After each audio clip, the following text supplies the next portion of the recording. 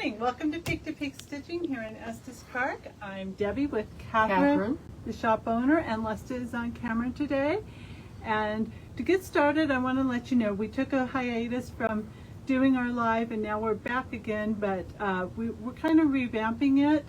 You're going to see a different variety of what we're doing on Fridays, and in the future, occasionally, probably, hopefully once a month, you're going to get a yarn segment too.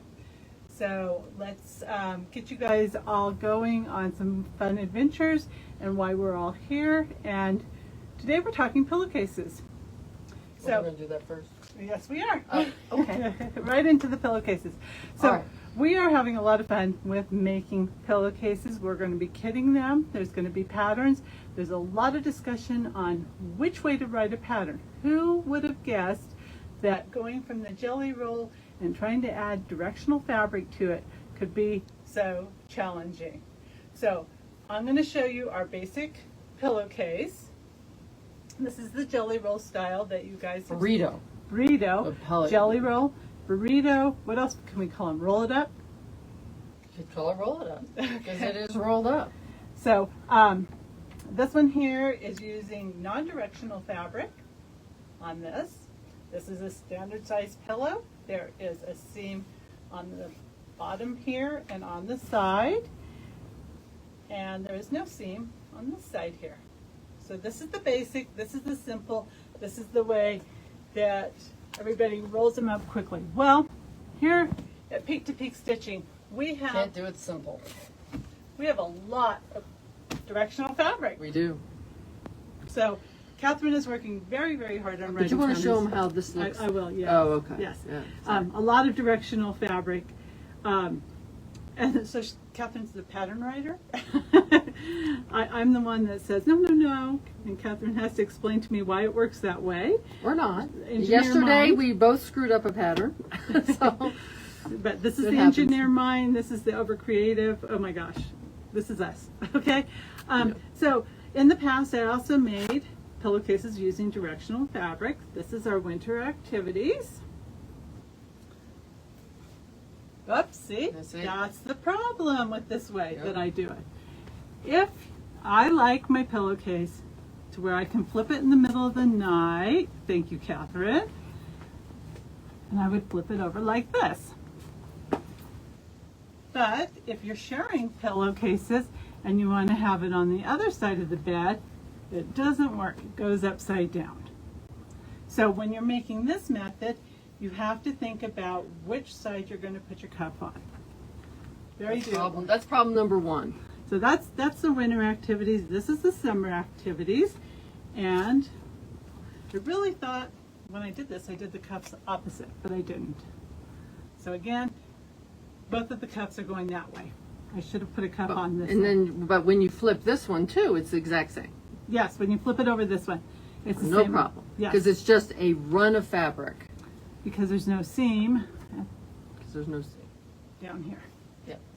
But can't flip it this way. Okay. So I'm going to take these aside, and we're going to have kits for all of these. So we've got kits for all we're working them. Yes. So we got them. So now comes the challenge. If you have truly directional fabric, these just don't look good if they're upside down, right? And so, how do you manage it when you have directional fabric? And what you end up having to do is to cut two pieces this way. So one piece is cut that way, and another piece is cut this way. And you have to sew them together because otherwise your fabric, your directional fabric is going to be running this way. And then you're going to be looking at, so if your fabric, let's just pretend right now. So if your fabric is like this and your cuff, my head? Huh? You got my head. Yeah, so now her head, let's pretend the cuff is down here. You're sideways, you're looking at your stuff sideways on the bed, and this is how the fabric is running. So we wouldn't want that to happen. So you have to cut the fabric differently, and then you're going to end up with 3 seams all the way around because you're going to have to cut two pieces that are running correctly and sew them together. And what you end up with, let's see, come here piece. well, sure, if I can. It's all iron. So you're creating kind of your own fabric with the two pieces running different directions. And so this has turned out to be an interesting way of having to do it. It does require more fabric to do it this way because you have to cut across the width, not the way the running yardage is. So it does require a bit more fabric. But you end up with the fabric like this. And then if you turn it like this, you can have a right or you can have a left-sided pillow, but you can't do it like that.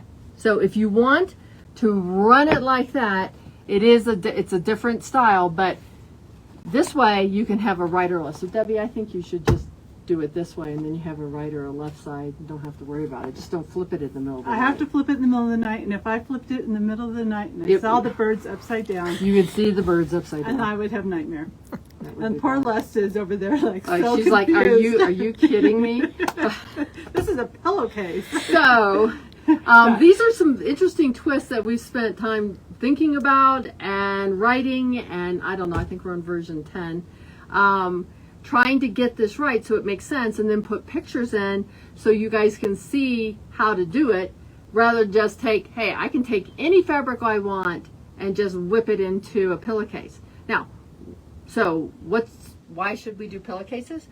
Especially for people you love, pillowcases can make great gift bags. You can stuff stuff in it and tie it off, and now you've got a multi-purpose thing that's a great gift bag. They'll sit there and say, huh?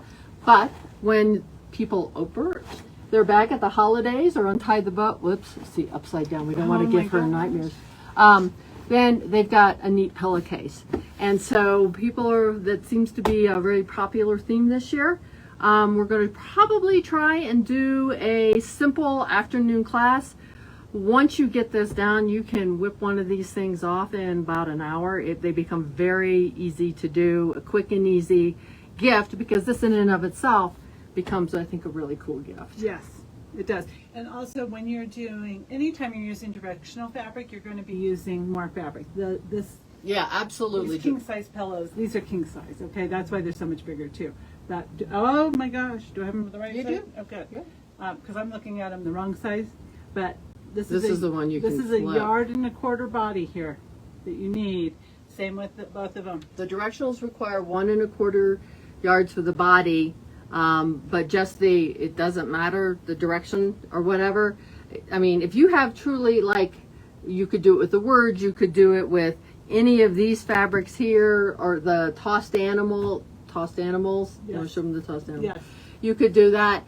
It only takes a yard, and then it takes 2 inches for your trim, and then it takes 11 inches or about 1/3 of a yard for your cuff. So, and you can leave the trim out. So, I mean, it's very possible. You just don't want the trim kind of adds a slightly different look, but if you want to even simplify it further, you can just leave the trim out and you can still have 2 colors.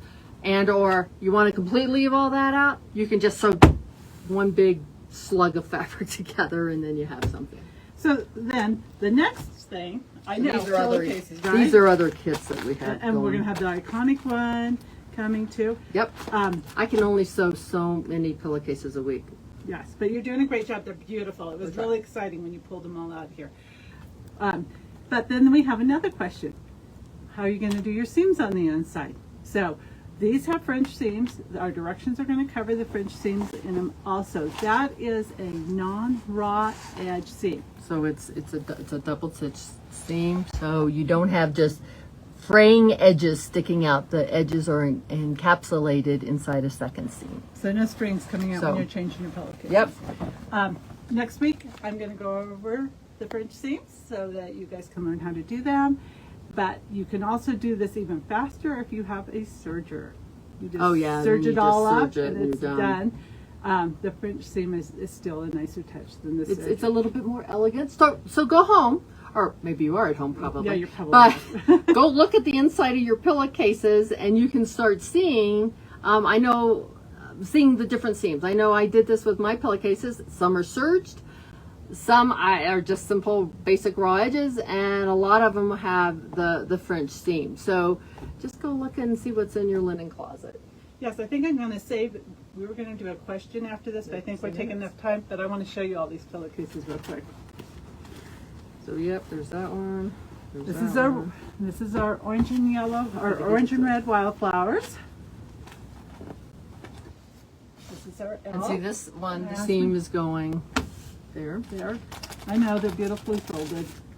Sorry. Well, they're not made. Oh, they're not made. Oh my No. gosh. Guys. These are the kits because I haven't made them yet.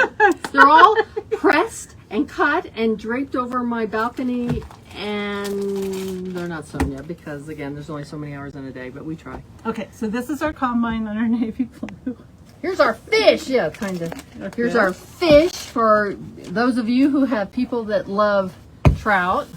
And this is our peaks. And this is our Rocky Mountain National Park peaks over about 12,000 feet. This fabric has a listing of all those fabrics. So that's also for your people that love Rocky Mountain National Park. And have summited those And peaks. some of them, yeah. Some of them. I've done a lot of them. I haven't. Never. I haven't done a lot on the west slope, out of the west slope. I've just done a couple, but I've done a lot of them. Yeah, but you went over the mountain. I'm old, yeah. Yeah, I'm well. older, I can't do that anymore. Anyway. Anyway, thank you for joining us. Next week I will cover the French seam, and you have a great week. Oh, yeah, Oh. no, don't forget, we've got Quilt Affair coming Quilt up. Affair is the week after next Yes. already. And so after the French French seam, seams. I'll do a live at Quilt Affair. Quilt Affair. Have a great week. Bye.